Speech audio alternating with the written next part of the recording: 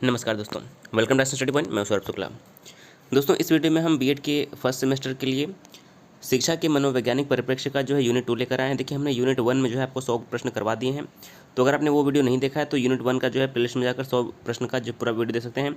और इस वीडियो में हम यूनिट 2 के जो है 80 प्रश्न करवाने वाले हैं। देखिए, इतने प्रश्न अगर आप कर लेते हैं तो मैक्सिमम प्रश्न जो आपके इतने में से आ जाएंगे, बिल्कुल भी आपको कोई परेशानी नहीं होगी। तो इसको वीडियो को अंत तक देखिएगा। 80 प्रश्न आप जो है अच्छे से देखिए। चैनल पर अगर नया है सब्सक्राइब कर दीजिएगा और वीडियो को शेयर जरूर करिएगा। तो आइए शुरू करते हैं आज का वीडियो। देखिए, पहला प्रश्न क्या है कि अधिगम में करना कौन से पक्ष से संबंधित है।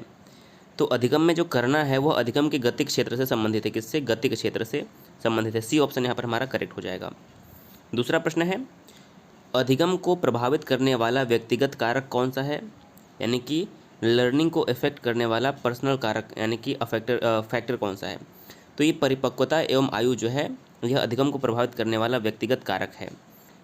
मैच्योरिटी और एज, ऑप्शन नंबर सी यहाँ पर करेक्ट हो जाएगा। तीसरा प्रश्न है, अधिगम के विकास में सर्वाधिक महत्वपूर्ण क्या है। तो अधिगम के विकास में सर्वाधिक महत्वपूर्ण हो जाएगा अधिगम उत्प्रेरित वातावरण। क्या हो जाएगा? अधिगम उत्प्रेरित वातावरण, बी ऑप्शन करेक्ट होगा। चौथा प्रश्न है, निम्न में से कौन सा अधिगम का क्षेत्र नहीं। देखिए, अधिगम का संज्ञानात्मक, क्रियात्मक और भावात्मक ये तीनों क्षेत्र हैं, लेकिन देखिए कॉग्निटिव हो गया, अफेक्टिव और साइकोमोटर हो गया, आध्यात्मिक जो है ये भी कोई हमारा अधिगम का क्षेत्र नहीं है। अधिगम के 3 क्षेत्र होते हैं, कॉग्निटिव, अफेक्टिव और साइकोमोटर। पांचवा प्रश्न है, सीखना विकास की प्रक्रिया यह कथन किसका है। तो सीखना विकास की प्रक्रिया यह कथन है वुडवर्थ का। यहाँ पर ए ऑप्शन हमारा सही हो जाएगा। छठा प्रश्न है, अनुभवों के कारण व्यवहार में होने वाले अपेक्षाकृत स्थायी परिवर्तन को क्या कहा जाता है। तो अनुभव के कारण व्यवहार में होने वाला जो अपेक्षाकृत परिवर्तन होता है उसे हम अधिगम यानी कि लर्निंग कहते हैं। बी ऑप्शन यहाँ पर सही होगा। सातवां प्रश्न है, कौन सा अधिगम स्थायी होता है। तो कौन सा अधिगम स्थायी होता है? देखिए, देखकर एवं समझकर किया गया अधिगम जो है स्थायी होता है। देखकर एवं समझकर किया गया अधिगम स्थायी होता है। अधिगम की प्रभावशाली विधि कौन सी है। तो देखिए, कर सीखना यानी कि लर्निंग बाय डूइंग, अनुकरण द्वारा सीखना, सामूहिक विधि द्वारा सीखना। देखिए, उपर्युक्त सभी ऑप्शन नंबर हमारा डी यहाँ पर करेक्ट हो जाएगा। नौवां प्रश्न है, व्यक्ति द्वारा जब किसी वस्तु को देखकर या स्पर्श करके ज्ञान प्राप्त किया जाता है तो वह सीखना कैसा कहलाता है। तो वह प्रत्यक्षात्मक सीखना कहलाता है, यानी कि डायरेक्ट लर्निंग। ऑप्शन नंबर यहाँ पर डी करेक्ट हो जाएगा। अधिगम क्या है? सामाजिक क्रिया, भौतिक क्रिया, मानसिक क्रिया या फिर शारीरिक क्रिया। तो जो अधिगम यानी कि लर्निंग है यह मानसिक क्रिया है, यानी कि मेंटल वर्क है। सी ऑप्शन करेक्ट हो जाएगा। 11वां है, प्रशिक्षण द्वारा व्यवहार में परिवर्तन की प्रक्रिया क्या कहलाती है। तो प्रशिक्षण के द्वारा व्यवहार में परिवर्तन अधिगम कहलाता है। मॉडिफिकेशन इन बिहेवियर जो है वो लर्निंग ही होता है। ए ऑप्शन करेक्ट हो जाएगा। 12वां है, प्रशिक्षण एवं अनुभव द्वारा व्यवहार में होने वाले परिवर्तन को अधिगम कहते हैं। यह कथन किसका है। तो प्रशिक्षण एवं अनुभव द्वारा व्यवहार में होने वाले परिवर्तन को जो है अधिगम कहते हैं। ये कथन है गेट्स का। सी ऑप्शन सही होगा। 13वां प्रश्न है, अधिगम क्या है। एक प्रक्रिया है, एक उत्पाद है। ये सही हो जाएगा। यह प्रक्रिया एवं उत्पाद दोनों है। जो अधिगम है वो प्रक्रिया उत्पाद दोनों है, प्रोसेस एंड प्रोडक्ट। 14वां प्रश्न है, अधिगम प्रक्रिया का चरण नहीं है क्या। तो देखिए, अधिगम प्रक्रिया में उद्देश्य, अभिप्रेरणा और विभिन्न अनुक्रियाएं ये चरण होती हैं, लेकिन परिपक्वता कोई चरण नहीं है अधिगम की प्रक्रिया में। तो ऑप्शन नंबर हमारा डी करेक्ट हो जाएगा। 15वां प्रश्न है, निम्नलिखित में से अधिगम किससे प्रभावित नहीं होता है। तो अधिगम वंशानुक्रम से, पर्यावरण से और शिक्षण से प्रभावित होता है, लेकिन इसमें राष्ट्रीयता का कोई जो है प्रभाव नहीं होता है। अगला है 16वां, किस अधिगम मनोवैज्ञानिक ने बाल अधिगम विकास में पुरस्कार को महत्व नहीं दिया है। तो अधिगम विकास में पुरस्कार को महत्व नहीं दिया है गुथरी ने। ऑप्शन नंबर यहाँ पर डी करेक्ट हो जाएगा। 17वां प्रश्न है, अधिगम की विशेषताएं हैं सार्वभौमिकता यानी कि यूनिवर्सल होता है, निरंतरता यानी कंटिन्यूटी होती है, परिवर्तनशीलता यानी कि चेंज होता रहता है। ऑप्शन नंबर डी उपयुक्त सभी जो है करेक्ट हो जाएगा। 18वां है, प्रयत्न और भूल का सिद्धांत यानी कि ट्रायल एंड एरर जो थ्योरी है किसने दिया है। तो बहुत ही इंपॉर्टेंट प्रश्न है। 18 नंबर प्रश्न का हमारा ये थॉर्नडाइक ने दिया है। ट्रायल एरर थ्योरी किसने दिया है। हमारा प्रयत्न और भूल सिद्धांत थॉर्नडाइक ने दिया है। 19वां प्रश्न में है कि एनिमल इंटेलिजेंसी पुस्तक के लेखक कौन है। तो एनिमल इंटेलिजेंसी पुस्तक के लेखक हमारे थॉर्नडाइक हो जाएंगे, जिन्होंने ट्रायल एंड एरर थ्योरी दी है। 20वां प्रश्न है, थॉर्नडाइक द्वारा प्रतिपादित सीखने के मुख्य कितने नियम हैं। तो इन्होंने सीखने के मुख्य जो 3 नियम बताए हैं। अगला है 21वां, एक बालक अतीत की समान परिस्थितियों में की गई अनुक्रियाओं के आधार पर नई स्थिति के प्रति अनुक्रिया करता है। यह अधिगम किस नियम से संबंधित है। तो यह सादृश्यता का, ये हो जाएगा प्रभाव का नियम। क्या हो जाएगा 21 नंबर प्रश्न का। तो यह प्रभाव का नियम जो है हो जाएगा। अगला है 22वां, निम्नलिखित में से अधिगम का मुख्य नियम नहीं है। तो देखिए अधिगम का जो मुख्य नियम है वो अभ्यास का नियम है, तत्परता का नियम है और प्रभाव का नियम है। तनाव का नियम जो है कोई भी अधिगम का नियम नहीं है, तो हमारा यहाँ पर सी ऑप्शन करेक्ट हो जाएगा। अगला देखिए 23वां प्रश्न। जब बच्चा एक अवधारणा को सीखता है एवं उसका प्रयोग करता है, अभ्यास उनके द्वारा की जाने वाली त्रुटियों को कम करने में सहायता करता है। यह कहना किसका है? तो ये थॉर्नडाइक का कथन है कि जो है अभ्यास के द्वारा जो है त्रुटियां कम होती चली जाती हैं। 24वां प्रश्न है, निम्नलिखित में से असंगत को चुनना है। देखिए थॉर्नडाइक ने बिल्ली पर प्रयोग किया था, सही है। स्किनर ने चूहे पर प्रयोग किया था और पावलोव ने जो है कुत्ते पर प्रयोग किया था। और यहाँ पर जो है कोहलर का कबूतर गलत लिखा है। कोहलर ने जो है चिंपांजी पर प्रयोग किया था, तो हमारा ऑप्शन नंबर सी करेक्ट हो जाए। कोहलर ने चिंपैंजी पर प्रयोग किया था और कोहलर ने अंतर्दृष्टि यानी कि इनसाइड थ्योरी दी थी, सूझ का सिद्धांत दिया था।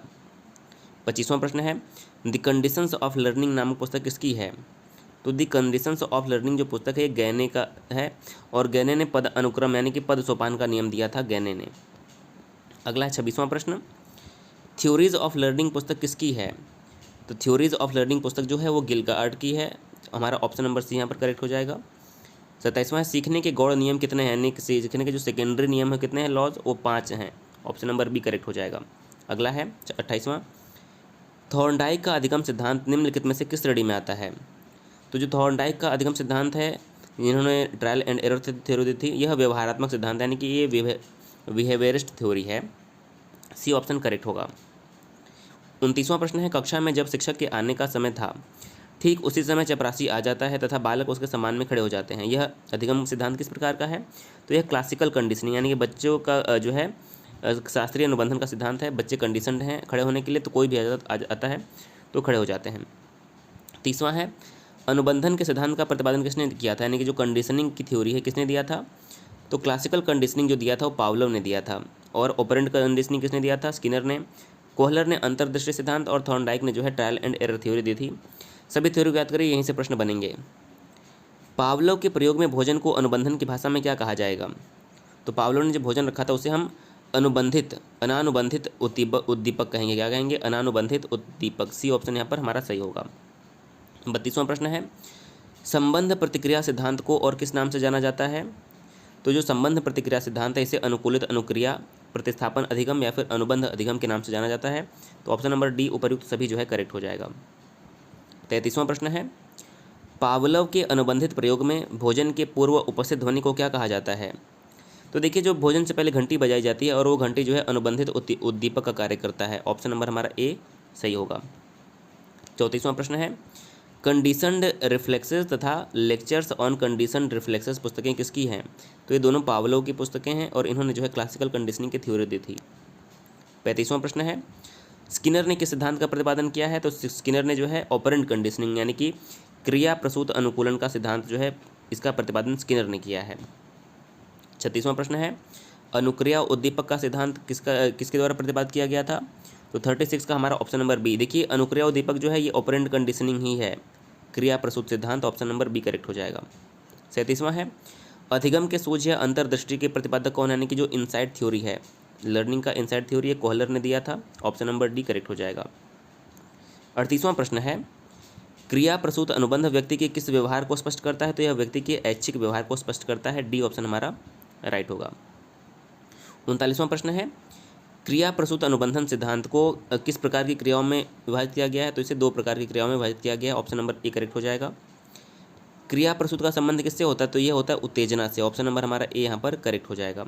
अगला है 41वां, उद्दीपक प्रसूत का संबंध किससे होता है? तो उद्दीपन से होता है, ऑप्शन नंबर बी करेक्ट हो जाएगा। 42वां है, समायोजनशीलता का विकास अधिगम के किस सिद्धांत के अंतर्गत आता है? तो यह क्रिया प्रसूत सिद्धांत यानी कि ऑपरेंट कंडीशनिंग में आता है, ऑप्शन नंबर हमारा यहाँ पर ए करेक्ट हो जाएगा। और ये स्किनर ने दिया था, सूझ का सिद्धांत कोहलर ने दिया है। 43वां प्रश्न है, ब्रूनर ने संज्ञानात्मक विकास की अवधारणाएं बताई हैं कितनी? तो ब्रूनर ने बताई हैं हमारी 3 बताई हैं अवधारणाएं, ऑप्शन नंबर हमारा यहाँ पर बी करेक्ट होगा। अगला है 44वां, बालक के संज्ञानात्मक विकास के लिए उत्तम स्थान कौन सा है? तो बालक के संज्ञानात्मक विकास के लिए जो है विद्यालय एवं कक्षा का वातावरण जो है सबसे उत्तम स्थान होता है। विद्यालय एवं कक्षा का वातावरण सबसे उत्तम स्थान है। अगला है 45वां, ब्रूनर के संज्ञानात्मक विकास सिद्धांत की अवस्थाएं हैं कौन सी? तो हमारा इस प्रश्न का सही उत्तर क्या हो जाएगा? स्कूल प्रतिनिधित्व, सक्रिय प्रतिनिधित्व और प्रतीकात्मक प्रतिनिधित्व, ये उपर्युक्त सभी, ऑप्शन नंबर डी करेक्ट हो जाएगा। 46वां प्रश्न है, जो संबंध स्किनर का चूहों से, थॉर्नडाइक का बिल्ली से था, वही संबंध कोहलर का किससे था? तो देखिए 46 नंबर का हमारा सही क्या हो जाएगा, उन्होंने एक चिंपांजी पे किया था जो कि वनमानुष था, तो हमारा ऑप्शन नंबर डी करेक्ट हो जाएगा। 47वां है, द बिहेवियर ऑफ ऑर्गेनिज्म नामक पुस्तक के लेखक कौन है? तो द बिहेवियर ऑफ ऑर्गेनिज्म पुस्तक के लेखक हो जाएंगे स्किनर, ऑप्शन नंबर हमारा बी करेक्ट होगा। 48वां प्रश्न है, निम्नलिखित में से कौन SR अधिगम से संबंधित नहीं है? तो देखिए SR जो अधिगम है ये हमारा व्यवहारवादी सिद्धांत है, जिसके अंतर्गत हमारा क्लासिकल कंडीशनिंग, ऑपरेंट कंडीशनिंग आता है और ट्रायल एंड एरर थ्योरी आती है, तो ये सभी हमारे SR में आते हैं। तो जो ब्रूनर का सिद्धांत है ये जो है हमारे संज्ञानात्मक होते हैं, कॉग्निटिव थ्योरी इनकी है। तो SR की जो थ्योरी है वो हमारी बिहेवियरिस्टिक थ्योरी होती है, तो ये ब्रूनर जो है यहाँ पर हमारे ये SR अधिगम से संबंधित नहीं है, तो ऑप्शन नंबर डी करेक्ट हो जाएगा। 49 नंबर है, अंतर्दृष्टि अधिगम किसका परिणाम है? समग्र कृति प्रत्यारक्षण का। देखिए जो अंतर्दृष्टि है यह गेस्टाल्टवादी होती है, और जो गेस्टाल्टवादियों का सिद्धांत है वो किसी भी चीज़ को समग्रता के रूप में देखते हैं, एज अ होल देखते हैं। सी ऑप्शन करेक्ट हो जाएगा। 50वां प्रश्न है, वह अधिगम जो व्यवहार के प्रभाव का परिणाम होता है क्या कहलाता है? उसे हम क्रिया प्रसूत अनुबंधन यानी कि ऑपरेंट कंडीशनिंग कहते हैं। ए ऑप्शन करेक्ट होगा। किसने दिया था? स्किनर ने दिया था। 51 है, कोहलर संबंधित है किससे? अधिगम सिद्धांत से, और कोहलर का जो है अंतर्दृष्टि का संबंध सिद्धांत है। 52 नंबर प्रश्न है, ब्रूनर का सिद्धांत निम्न में से किस श्रेणी में आता है? तो इनका जो सिद्धांत है वो संज्ञानात्मक यानी कॉग्निटिव थ्योरी है, ऑप्शन नंबर बी हमारा यहाँ पर सही हो जाएगा। 53 नंबर प्रश्न है, एक छोटा बालक जब गणित के प्रश्नों को हल करता है तो वह कौन सा सिद्धांत का प्रयोग करता है? तो वह प्रयास एवं त्रुटि यानी कि बार बार गलती करता है, और गलती करते करते उसका उत्तर एक बार सही आता है। 54 नंबर प्रश्न है, बुरी आदतों को छुड़ाने तथा अच्छी आदतों का निर्माण करने के लिए अधिगम का कौन सा सिद्धांत उपयोगी है? तो ये अनुकूलित अनुक्रिया यानी कि क्लासिकल कंडीशनिंग है, ऑप्शन नंबर ए सही हो जाएगा। 55 नंबर है, इमली का नाम लेने से मुंह में पानी आ जाने के कारण को निम्नलिखित में से किस सिद्धांत के रूप में जानेंगे? तो इसे उद्दीपक प्रतिक्रिया कहेंगे। क्या कहेंगे? स्टिमुलस रिस्पॉन्स जो आएगा। 56 है, सीखे हुए ज्ञान, कौशल या विषय का अन्य परिस्थितियों में उपयोग करने को क्या कहते हैं? तो सीखे हुए ज्ञान या कौशल का किसी अन्य परिस्थिति में प्रयोग करना जो है वो अधिगम का स्थानांतरण यानी कि ट्रांसफ़र ऑफ लर्निंग कहलाता है। जैसे कि अगर आपको साइकिल चलाने आता है तो आप बाइक चलाना सीख जाएंगे, वो जो है क्लासिकल जो ट्रांसफ़र ऑफ लर्निंग कहा जाएगा। 57 नंबर प्रश्न है, यदि पूर्व ज्ञान का व अनुभव का नए प्रकार के सीखने में, यदि पूर्व ज्ञान व अनुभव नए प्रकार के सीखने में सहायता करती है तो उसे हम सकारात्मक स्थानांतरण यानी कि पॉजिटिव ट्रांसफ़र ऑफ लर्निंग कहते हैं। अगला है, जब सीखा गया कोई कार्य किसी अन्य कार्य को सीखने में कठिनाई उत्पन्न करता है तो उसे हम क्या कहेंगे? उसे हम ऋणात्मक स्थानांतरण यानी कि नेगेटिव ट्रांसफ़र ऑफ लर्निंग कहेंगे। 59 नंबर प्रश्न है, स्थानांतरण सामान्यीकरण है क्योंकि यह एक नए क्षेत्र तथा तक विचारों का विस्तार है। ये किसका का कथन है? पीटरसन का कथन है। सी ऑप्शन करेक्ट हो जाएगा। 60 नंबर है, विकास पढ़ाई करते समय नींद भगाने के लिए चाय पीता है, परंतु चाय पीकर वह गहरी नींद में सो जाता है। यह अधिगम कौन सा है? तो ये नकारात्मक है। सी ऑप्शन यहाँ पर हमारा सही होगा। अगला 61 नंबर प्रश्न, एक बालक को साइकिल चलाना आता है, वह बाइक खरीदता है और आसानी से स्कूटी चलाना सीख जाता है। यह अधिगम कौन सा है? तो देखिए यहाँ पर हमारा क्या हो जाएगा 61 नंबर प्रश्न का सकारात्मक है, क्योंकि वो साइकिल चलाना सीखा है उसने और आसानी से स्कूटी चला लेता है। अगला प्रश्न है, जब पूर्व का अधिगम नई स्थितियों के सीखने को बिल्कुल प्रभावित नहीं करता तो उसे क्या कहते हैं? तो उसे कहेंगे शून्य स्थानांतरण यानी कि zero transfer of learning. 63 number प्रश्न है, अधिगम की प्रक्रिया में अधिगम स्थानांतरण हो सकता है शून्य, नकारात्मक, सकारात्मक, उपर्युक्त सभी, देखिए तीनों हो सकता है। अगला है 64, जब व्यक्ति दाएं हाथ से लिखने की योग्यता का लाभ बाएं हाथ से सीखने में करता है तो यह अधिगम का स्थानांतरण कौन सा स्थानांतरण कहलाएगा? तो देखिए बहुत ही आपका इजी क्वेश्चन है, तो ये हमारा क्या कहलाएगा? द्विपार्श्विक जो है स्थानांतरण कहलाएगा, बाइलेटरल जो है ट्रांसफर ऑफ लर्निंग कहलाएगा। धनात्मक स्थानांतरण को किस नाम से भी जाना जाता है? तो जो हमारा धनात्मक स्थानांतरण होता है उसको सकारात्मक स्थानांतरण के नाम से भी जाना जाता है, ऑप्शन नंबर सी पॉजिटिव। अधिगम स्थानांतरण का प्रकार नहीं है, तो कौन सा इसमें से प्रकार नहीं? देखिए जो समतल स्थानांतरण है ये अधिगम स्थानांतरण का प्रकार नहीं है, इसके अलावा क्षैतिज, पार्श्विक और ऊर्ध्व जो है ये प्रकार है। ऋणात्मक स्थानांतरण को किस नाम से जाना जाता है? तो जो ऋणात्मक स्थानांतरण होता है इसको नकारात्मक स्थानांतरण के नाम से भी जाना जाता है, ऑप्शन नंबर हमारे यहाँ पर बी करेक्ट हो जाएगा। अगला है 68, जब किसी परिस्थिति में अर्जित ज्ञान, अनुभव या प्रशिक्षण का उपयोग व्यक्ति के द्वारा उसी प्रकार की लगभग समान परिस्थितियों में किया जाए तो उसे क्या कहते हैं? तो उसे जो है हमारा क्या कहेंगे, उसे कहेंगे क्षैतिज स्थानांतरण। ऑप्शन नंबर ए यहाँ पर करेक्ट हो जाएगा। 69 नंबर है, गणित के जोड़ घटाने के प्रश्नों को हल करने का अभ्यास उसी प्रकार के अन्य प्रश्नों को हल करने में जो है काम में लाना किस प्रकार का उदाहरण ये हो जाएगा, तो ये क्षैतिज स्थानांतरण जो है कहलाएगा। सी ऑप्शन करेक्ट होगा। अगला है 70 नंबर, अधिगम स्थानांतरण के अंतर्गत समतल समरूप तत्वों का सिद्धांत किसने प्रतिपादित किया है, तो ये किया है थॉर्नडाइक ने। ऑप्शन नंबर बी करेक्ट होगा। 71 है, अधिगम स्थानांतरण के सामान्यीकरण का सिद्धांत का प्रतिपादन किसने किया था, तो सामान्यीकरण जो है ये जूड ने प्रतिपादित किया था। सी ऑप्शन यहाँ पर करेक्ट होगा। अगला है 72, भोजन, पैसा, प्रशंसा आदि किसके उदाहरण हैं, तो भोजन, पैसा, प्रशंसा आदि धनात्मक पुनर्बलन के उदाहरण हैं। बी ऑप्शन करेक्ट होगा। अगला है 73, अंग्रेजी पाठ सीखने का गणित सीखने पर कोई प्रभाव नहीं पड़ता, तो उसे हम क्या कहेंगे, तो उसे हम कहेंगे शून्य अंतरण। सी ऑप्शन करेक्ट होगा। 74 नंबर प्रश्न है कि निम्नलिखित में से असंगत हमें चुनना है, तो यहाँ पर देखिए हमारा ऑप्शन नंबर डी, स्थानांतरण में एक उपस्थिति में अर्जित आदतों पर और प्रशिक्षण पर किसी दूसरी परिस्थिति में स्थानांतरित किए गए आदतों का उल्लेख होता है। सोरेनसन ने कहा ये जो है बिल्कुल हमारा असंगत है। ऑप्शन नंबर असंगत चुनना था, बाकी सब सही है। 75 है, प्रभावी शिक्षण के लिए शिक्षक द्वारा प्रयुक्त तत्परता के नियम का क्या अर्थ है, तो ये अर्थ होता है कि बालक जिस कार्य को सीखने के लिए तैयार हो उसे वह सिखा जो है वह उसे सीख लेगा। 76 है, क्रिया प्रसूत अनुबंधन सिद्धांत से संबंधित असत्य कथन को चुनना है, तो हमें असत्य चुनना है। तो मनुष्य निष्क्रिय होता है, ये असत्य कथन है, यही हमें चुनना था। ऑप्शन नंबर ए करेक्ट हो जाएगा। अगला है 77, अधिगम के वे कौन से कारक हैं जो अधिगम को प्रभावित करते हैं, तो देखिए छात्र का शारीरिक एवं मानसिक स्वास्थ्य, उत्सुकता एवं इच्छाशक्ति, प्रेरणा एवं उपलब्धि का प्रेरणा स्तर, ये सभी जो है कारक है जो अधिगम को प्रभावित करते हैं। तो ऑप्शन नंबर डी करेक्ट होगा।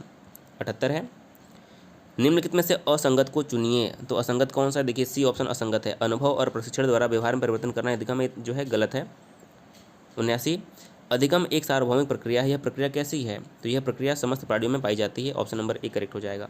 और आज का हमारा अंतिम प्रश्न है, कौन सा सिद्धांत दर्शाता है कि अपेक्षित व्यवहार के सन्निकट सकारात्मक प्रतिक्रिया एवं पुनर्बलन के परिणामस्वरूप व्यवहारात्मक विकास किया जा सकता है, तो ये कथन है, ये क्रिया प्रसूत नियम जो है के अंतर्गत आएगा। ऑप्शन नंबर ए करेक्ट हो जाएगा। तो देखिए हमने इस प्रकार से यूनिट 1 के 100 क्वेश्चन कर लिए, यूनिट 2 के जो है 80 क्वेश्चन कर लिए, सब मिला के 180 क्वेश्चन हो गए। अब बचता है यूनिट 3 और 4, इससे भी जो है आपके क्वेश्चन करवा दिए जाएंगे ताकि जो है आप एग्जाम में पूरे में से पूरा क्वेश्चन जो है सही कर लेंगे। वीडियो को जरूर शेयर करिए, चैनल पर नया सब्सक्राइब भी कर दीजिएगा। वीडियो देखने के लिए बहुत बहुत धन्यवाद।